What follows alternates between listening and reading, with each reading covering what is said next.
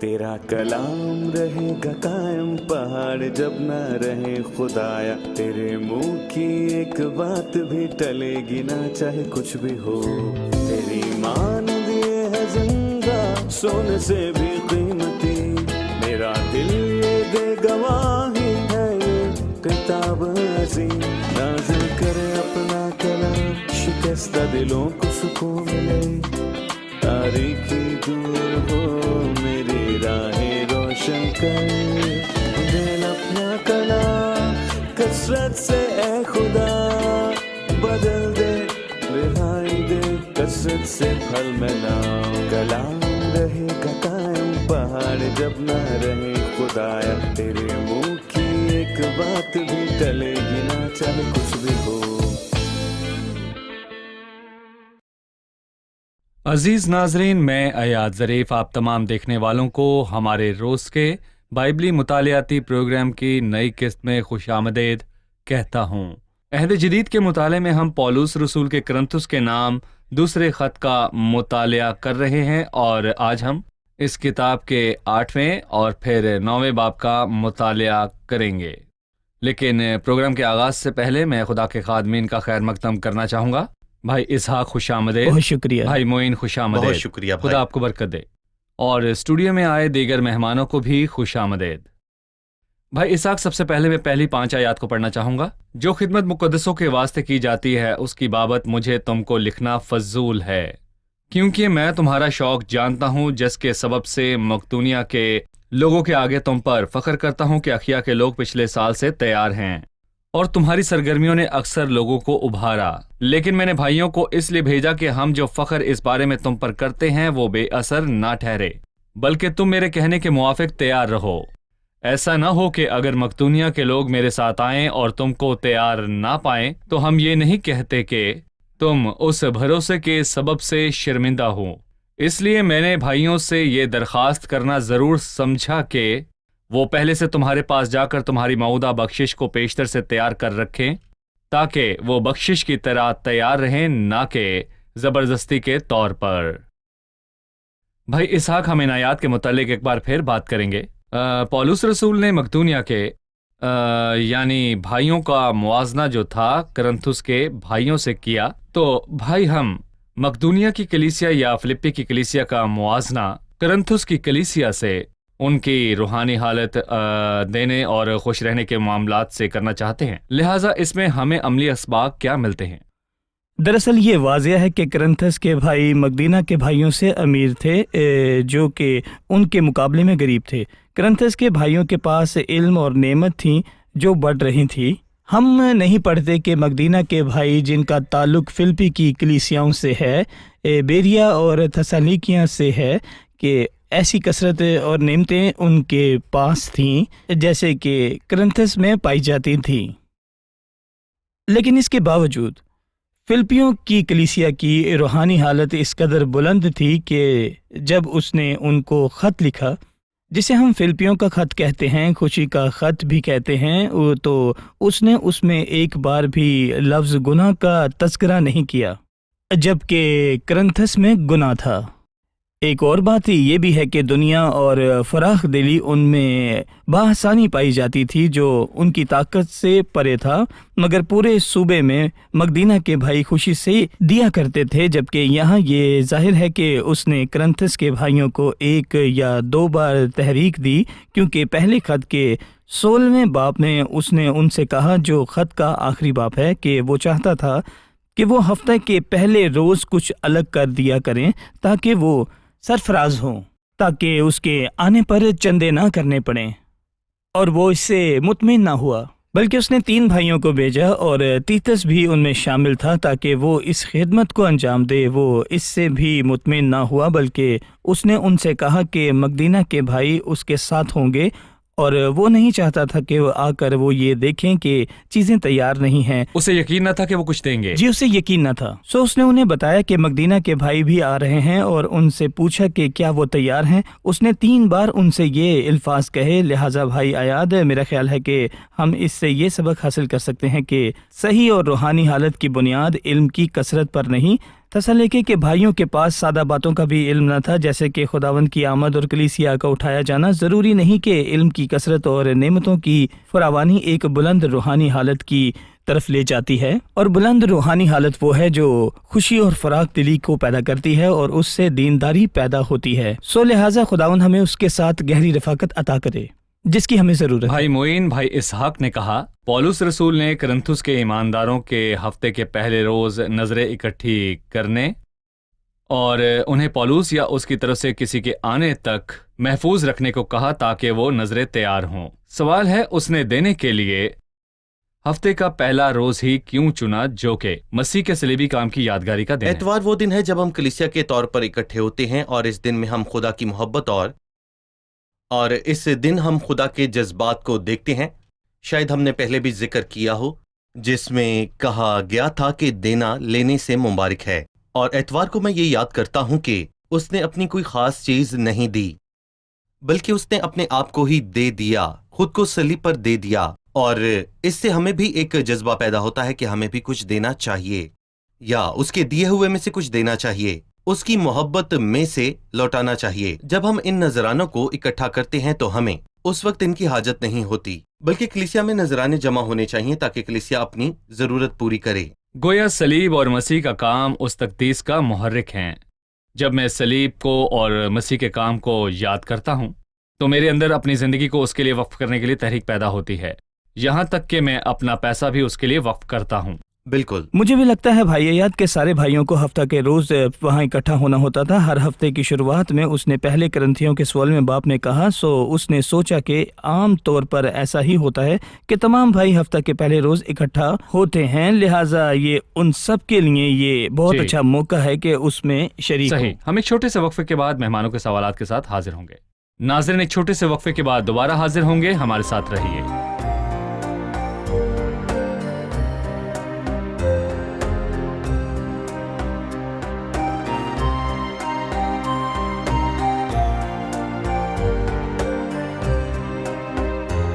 मेरा एक सवाल है। जी।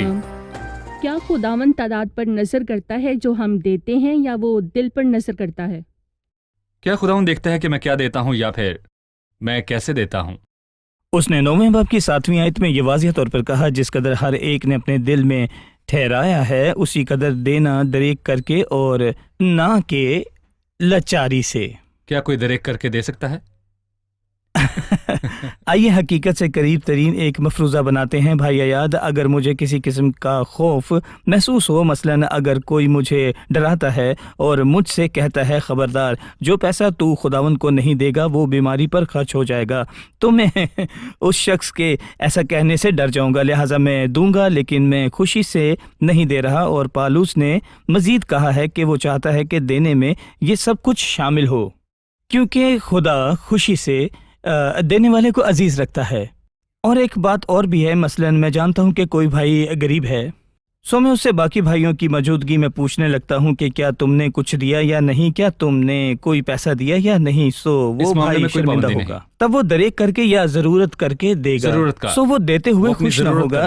लेकिन खुदावंद ऐसा नहीं चाहता। जिस कदर हर एक ने अपने दिल में ठहराया है उसी कदर दे। और दूसरी मुस्बत बात यह है कि दरेक करके और ना लाचारी से, क्योंकि खुदा खुशी से देने वाले को अजीज रखता है। और खुदावंद तुमको हर तरह का फजल कसरत से कर सकता है ताकि तुमको हमेशा हर चीज काफी तौर पर मिला करे। आपने कहा कि इस मामले का ताल्लुक दिल की हालत से है। यकीनन भाई, मैं चाहता हूं कि आप पहली आयत के मुतालिक हमें कुछ बताइए जो खिदमत मुकद्दसों के वास्ते की मुकद्दसों जाती की है। जी, सो हमें बताइए कि ये मुकद्दसीन कौन है? ये लोग यरूशलेम के गरीब वाकई? लोग हैं। तो मैं पूछना चाहूंगा, फिर उन्हें बहुत सी कलीसियों में सानवी मुकाम क्यों दिया गया जबकि वो खुदावंद के भाई हैं? ये बात भी दुरुस्त नहीं कि उन्हें गरीब कहकर उनके लिए अलग इज्तिमा रखे जाएं और उन्हें बाकी इज्तिमात का हिस्सा ना बनाया जाए। उन्हें क्या कहेंगे? मुकद्दसीन। तो फिर ये बताइए कि वो मसीह में मुकद्दसीन कैसे हैं? बात यह है भाई याद कि तकसीम के असूल हरगिज इलाही असूल नहीं है कि ईमानदारों को तकसीम कर लिया जाए कि ये ताजरों का इज्तिमा है और ये गरीबों का,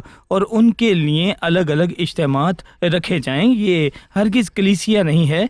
کبھی کبھار اجتماعات میں کچھ ثانوی باتوں کو ترجیح دی جاتی ہے، لیکن ہمیں یہ سمجھانا ہوگا کہ اصل اجتماع اور اس کا اصل مقصد کلیسیا کو اکٹھا کلیسیا کا کرنا اکٹھا ہے۔ ہونا۔ امیر مقدسین ہیں اور غریب مقدسین ہیں، لیکن دونوں ہی مقدسین ہیں، اور صحیح۔ یہ کلیسیائی تقسیم نہیں ہے۔ یہ نہیں ہو سکتا کہ ہم غریبوں کو ہی خداوند کے بھائی جب میں کہیں۔ مسیح کے بدن کے اعضاء میں سے کسی غریب شخص کی ضرورت پوری کرنے میں مدد کرتا ہوں تو مجھے یہ جان کر کرنا ہے کہ وہ مقدسین میں سے ہے۔ مسیح کے بدن کے میں اعضاء اس ہیں۔ برکت کے پھول کو خداوند کے حضور لے کر جاتا ہوں، لہٰذا میں کسی شخص کی ضرورت پورا کرنے میں اپنا حصہ ڈالتا ہوں اور مجھے ان کے ساتھ تکبر سے پیش نہیں آنا۔ اور آپ جانتے ہیں بھائی ایاد کہ یہ باتیں کس طور پر مقدسین کی نفسیاتی حالت پر اثر انداز ہوتی ہیں، ان کے جذبات کو ٹھیس پہنچتی رہتی ٹھیک ہے۔ ہے۔ بھائی معین بونے اور کاٹنے کے اصول پر بات کرنے کے بعد اس نے 8ویں آیت میں کہا، اور خدا تم پر ہر طرح کا فضل کثرت سے کر سکتا ہے تاکہ تم کو ہمیشہ ہر چیز کافی طور پر ملا کرے اور ہر نیک کام کے لیے تمہارے پاس بہت کچھ موجود رہا کرے۔ میں چاہوں گا کہ آپ اس زبردست آیت پر کچھ بتائیے۔ کثرت واضح تصور ہے اور پالوس رسول اس کو ان کے اور ہمارے سامنے رکھنا چاہتا ہے، پر کچھ لوگ اسے نہیں سمجھتے۔ وہ سمجھتے ہیں خاص مقام یا رقم حاصل کرنے کے بعد وہ مطمئن ہو جائیں گے۔ نہیں، اگر اس تھوڑے کے ساتھ جو میرے پاس ہے میں مطمئن نہیں رہ سکتا تو اگر میرے پاس بہت سارا بھی آ جائے تو میں مطمئن نہیں ہوں گا۔ اور یہاں پر میں کہوں گا کہ پالوس رسول نے کب کہا کہ میں نے ہر حالات میں خوش رہنا سیکھا ہے؟ تب نہیں جب وہ امیری کے اعلیٰ مقام پر تھا، پر تب کہا جب وہ قید میں تھا۔ پالوس کے پاس قید میں کیا تھا اور اس نے کہا یہ بہت کچھ کے ساتھ مطمئن رہنے کی بات نہیں، یہ بات ہر طرح کے حالات میں خوش رہنے کی ہے، چاہے ہمارے ہاتھ میں کتنا بھی ہے۔ اس نے ان سے کہا وہ چاہتا ہے کہ وہ اس مقام تک پہنچے اور ہر چیز کافی طور پر دیکھے، اور ان الفاظوں میں ہر کا لفظ بہت بار آیا ہے، ہر چیز کافی طور پر ملے ہر نیک کام کے لیے، اور اس کی تعلیم مجھے کون دے سکتا ہے؟ خدا کا فضل۔ صحیح۔ اس نے خدمت کو فضل کہا۔ خدا کا فضل ہمیں وہ کام کرنا سکھاتا ہے جو کہ مشکل ہوتا ہے اور جن میں اطمینان کی ضرورت ہوتی ہے۔ آنکھیں مطمئن نہیں ہوتی، لیکن خدا کا فضل مجھے یہ تعلیم دیتا ہے۔ میں یہاں کفایت کے تصور میں دیکھتا ہوں کہ امیر آدمی جس کے پاس بہت کچھ تھا، لیکن در حقیقت جی، امیر وہ ہے جسے کسی چیز کی ضرورت نہیں۔ ہو سکتا ہے میں غریب ہوں لیکن میں بہت مطمئن ہوں، یا شاید امیر ہوں لیکن پھر بھی مجھے ہر وہ چیز چاہیے جو میرے پاس نہیں۔ ہو سکتا ہے لاکھوں پر 10 لاکھ چاہیے ہوں، آنکھیں کبھی بھی دیکھنے نہیں سے۔ بھرتی۔ امیر وہ شخص نہیں جس کے پاس سب کچھ ہے، بلکہ وہ جسے کسی چیز کی ضرورت نہیں۔ وہ جو یہ محسوس نہیں کرتا کہ اسے کوئی ضرورت ہے، ہو سکتا ہے اس کے پاس کچھ نہ ہو، پر وہ محسوس کرتا ہے کہ ساری دنیا اس کی ہے۔ وہ مطمئن ہے۔ چھٹے باپ میں اس نے کہا کنگالوں کی مانند ہیں مگر بتیروں کو مطلب دولت غریب مند کر ہوتے دیتے ہوئے ہیں۔ ہم بہتوں کی دولت کا باعث ہیں۔ بالکل صحیح۔ میں نے ایک بار دنیا کے مشہور اور امیر آدمی کے بارے میں پڑھا، جب کسی نے اس سے پوچھا کہ دولت کی اس بلندی پر پہنچنے کے بعد آپ کیا چاہتے ہیں؟ اس نے کہا یہ دگنی ہو جائے۔ اس کے پاس کثرت کی زندگی نہ تھی جو انسانوں کے پاس نہیں ہوتی۔ جی صحیح۔ بھائی معین، میں آپ سے 12ویں آیت سے متعلق سوال کرنا چاہتا ہوں، کیونکہ اس خدمت کے انجام دینے سے نہ صرف مقدسوں کی احتیاجیں رفع ہوتی ہیں بلکہ بہت لوگوں کی طرف سے خدا کی بڑی شکر گزاری ہوتی ہے۔ میں چاہوں گا کہ اس آیت کے متعلق آپ ہمیں دیکھیں بھائی، بتائیے۔ دراصل یہ خدمت کی برکات یا اس کی مہربانیوں میں شامل ہے، یا پھر آپ جو بھی اس کو کہنا چاہیں۔ یہ نہ صرف آپ کو دینے والے انسان کی محبت اور اس کے جذبات کا پتہ دیتا ہے، اور نہ صرف اس شخص جو کہ لینے والا ہے اس کی ضرورتوں کو پورا کرتا ہے، بلکہ خدا کی کثرت سے شکر گزاری کا سبب بھی بنتا ہے۔ پر کیسے؟ وہ جو دیتا ہے وہ خداوند کی شکر گزاری کرتا ہے کہ اس نے اسے دینے میں شراکت بخشی، اور جو لیتا ہے وہ اس کی شکر گزاری کرتا ہے کہ اس نے اس کی ضرورت پوری کی، اور وہ جو تیتس کی مانند اس نظر کو لے کر جاتا ہے خداوند کی شکر گزاری کرتا ہے کہ اس نے یہ نظر لینے اور بھائیوں تک پہنچنے کا اعزاز بخشا ہے، اور بہت سے لوگ شکر گزاری کرتے ہیں۔ ایک نذرانے میں پورے ہونے تک اس کی شکر گزاری کس قدر بڑھ جاتی ہے۔ جی صحیح۔ ہم ایک وقفے کے بعد مہمانوں کے سوالات کے ساتھ حاضر ہوں گے۔ ناظرین، ایک چھوٹے سے وقفے کے بعد حاضر ہوں گے۔ اس دوران اگر آپ کا کسی بھی قسم کا کوئی سوال ہو اس پروگرام سے متعلق تو ہمیں ضرور لکھ بھیجیے، ہم جواب ضرور دیں گے۔ ملتے ہیں وقفے کے بعد۔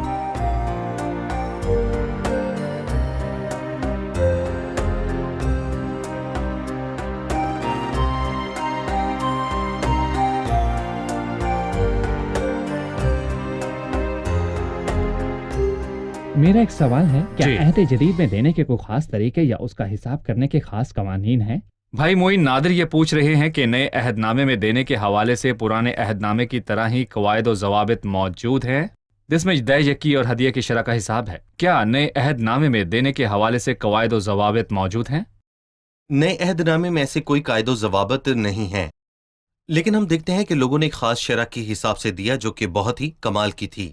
لیکن اس کا یہ مطلب نہیں کہ ہم کہیں کہ دے یکی دینا ہی غلط ہے۔ یہ غلط نہیں، لیکن میں کہوں گا کہ ہمیں پرانے عہد نامے کی متعلقہ حد تک جانا چاہیے۔ آئے ہم نئے عہد نامے میں 2 مثالوں کو دیکھتے ہیں۔ جب زکئی خداوند سے ملا تو اس نے کہا میں دوں گا، کتنا؟ 10%؟ نہیں، اپنی دولت کا آدھا میں غریبوں کو دیتا ہوں۔ وہ عورت جس نے 2 دمڑیاں دی، خداوند نے اس کے متعلق کہا کہ اس نے جی صحیح۔ 100% دیا۔ لیکن پرانے عہد نامے کی ایک اچھی بات بتانا چاہوں گا، پرانے عہد نامے میں دے یکی پابندی تھی۔ ویسے وہ ایک دے یکی نہ تھی بلکہ انسانوں کے سارے مال کا 10واں حصہ تھا۔ اگر آپ ٹھیک سے مطالعہ کریں تو یہ 30% بنتا ہے۔ لیکن خروج کے 25ویں باب میں جب لوگوں نے موسیٰ سے خیمے کی تعمیر کے لیے حصہ ڈالنے کو کہا تو اس نے 10 یا 20% دینے کے لیے نہیں کہا، بلکہ اس نے ان پر چھوڑ دیا۔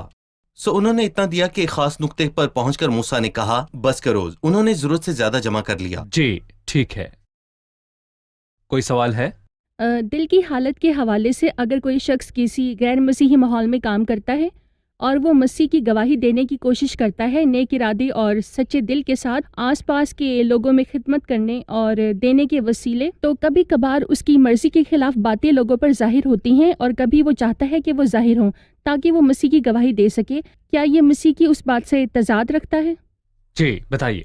میرا خیال ہے کہ جب خداوند نے کہا کہ خبردار اپنے راست بازی کے کام آدمیوں کے سامنے دکھانے کے لیے نہ کرو، تو وہ شیخی مارنے کے حوالے سے بات کر رہا تھا جو مذہبی یہودیوں میں باکثرت پھیل چکا تھا۔ جو فریسی تھے وہ لوگوں کے سامنے دیا کرتے تھے، وہ چاہتے تھے کہ لوگ انہیں دیتے ہوئے دیکھیں، لیکن اگر ایک شخص اس لیے دے رہا ہے کہ وہ مسیح کی گواہی سے ظاہر کرے تو میرا خیال ہے اس کی رفاقت خداوند کے ساتھ ہے۔ خداوند کے ایک خادم نے ایک بار ہمیں ایک بہت امیر تاجر کے متعلق بتایا جو ہر عید پر اپنے گاؤں اور اس جگہ جایا کرتا تھا جہاں وہ بڑا ہوا تھا اور اپنے ساتھ ہزاروں روپے لے جاتا تھا اور گلی میں کھڑا ہو کر اس پیسے کو پھینکتا تھا، اور جو پہلے بھاگ کر آتا وہ پیسہ لے جاتا۔ کیا یہ مسیحی طور پر دینا ہے؟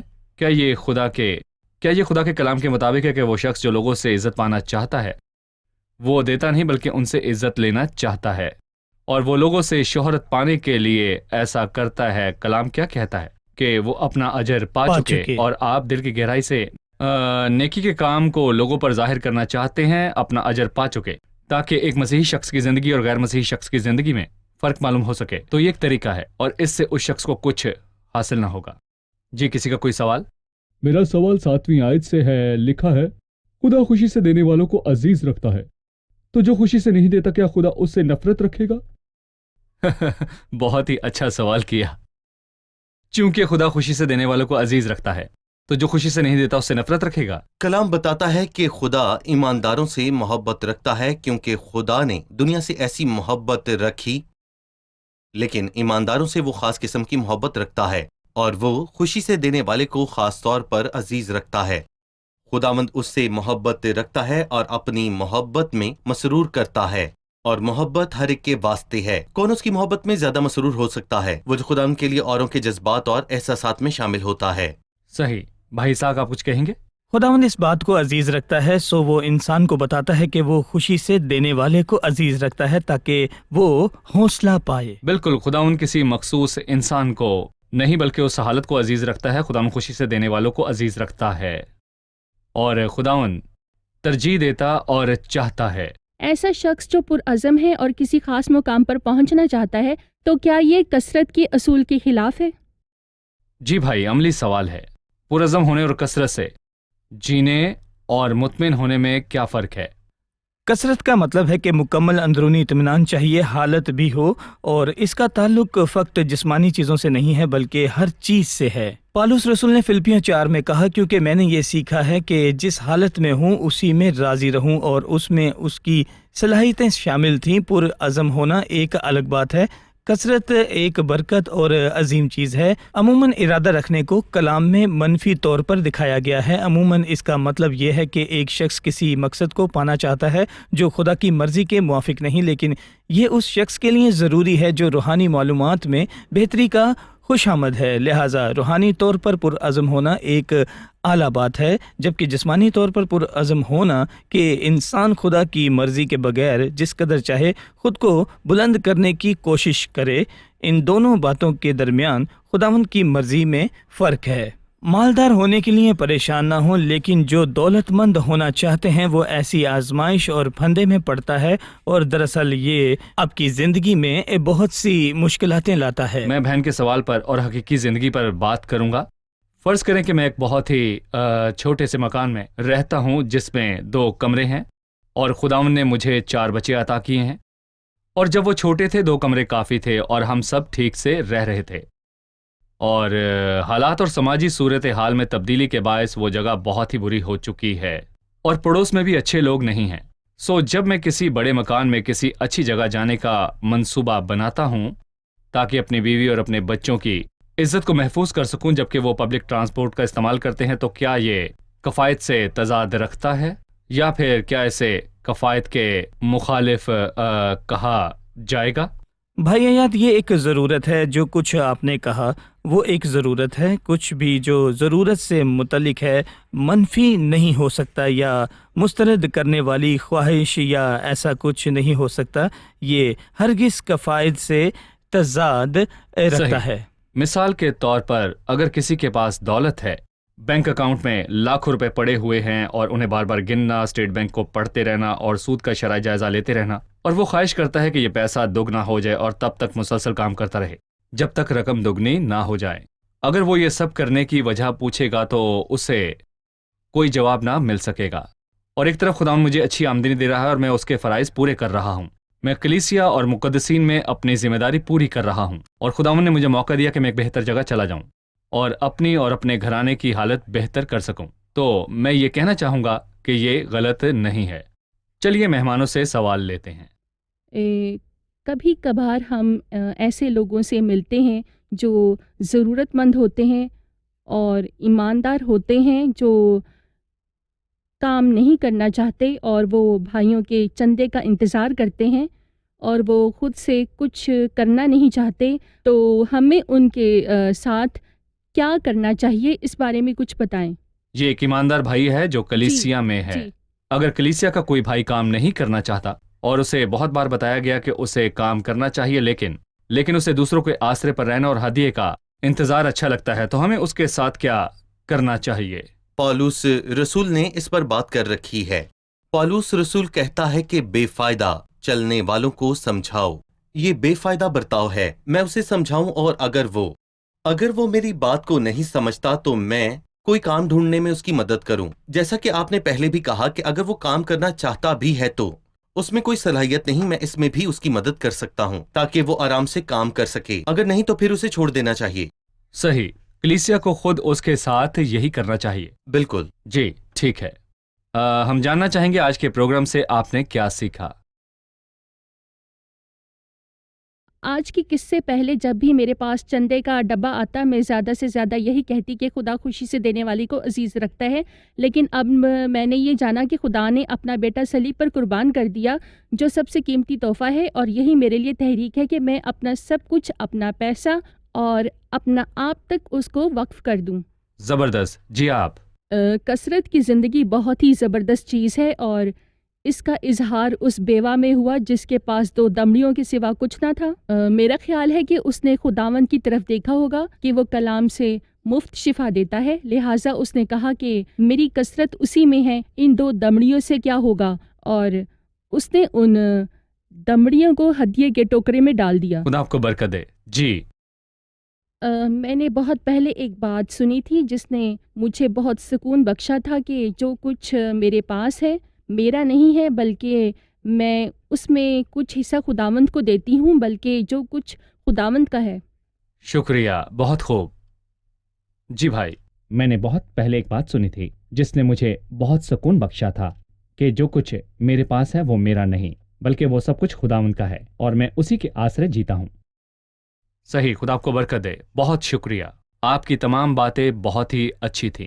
خادمین کا بھی شکریہ۔ شکریہ اگلے بھائی۔ پروگرام میں آپ سے پھر ملاقات ہوگی۔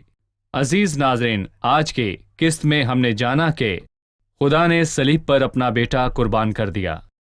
اور یہی دینے کے لیے ہمارا واحد محرک ہے.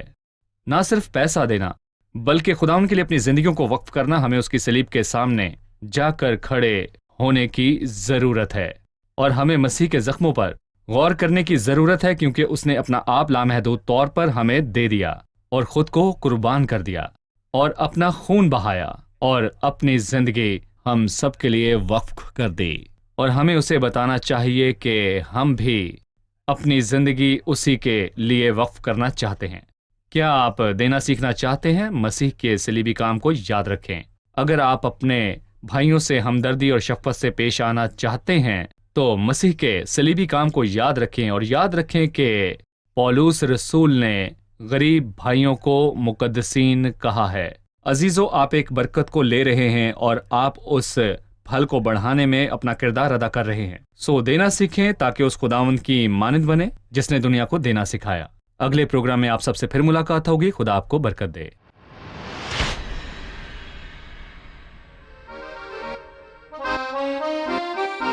لولا النعمة ما كنت أشوفك ولا كان ليا مكان في سماك. أنا مديون لك ربي بعمري يلي فادتني بسفك دماك. لولا النعمة ما كنت أشوفك ولا كان ليا مكان في سماك. أنا مديون لك ربي بعمري يلي فادتني بسفك دماك. منساش أصلي كنت أنا عاصي طول أيامي وكل معاصي. ضربة طرية في كل كياني من رجليا لهامة راسي. لولا النعمة ما كنت أشوفك ولا كان ليا مكان في سماك. أنا مديون لك ربي بعمري يلي فادتني بسفك دماك. يا ما حاولت وكنت بحاول أجد الراحة ما كنتش طايل. عشت في وهم سنين خدعتني شهوة عيني في عالم زايل. لولا النعمة ما كنت أشوفك ولا كان ليا مكان في سماك. أنا مديون لك ربي بعمري يلي فادتني بسفك دماك. نعمة غنية اتجهت ليا فكت نفسي من العبودية. لما ناداني يسوع ودعاني حالا قلبي تغير فيا. لولا النعمة ما كنت أشوفك ولا كان ليا مكان في سماك. أنا مديون لك ربي بعمري يلي فادتني بسفك دماك. نعمة تكفي طول الرحلة من بدايتها لحد لقاك. ماشية معايا كل عناية حد ما تيجي تاخدني سماك. لولا النعمة ما كنت أشوفك ولا كان ليا مكان في سماك. أنا مديون لك ربي بعمري يلي فادتني بسفك دماك.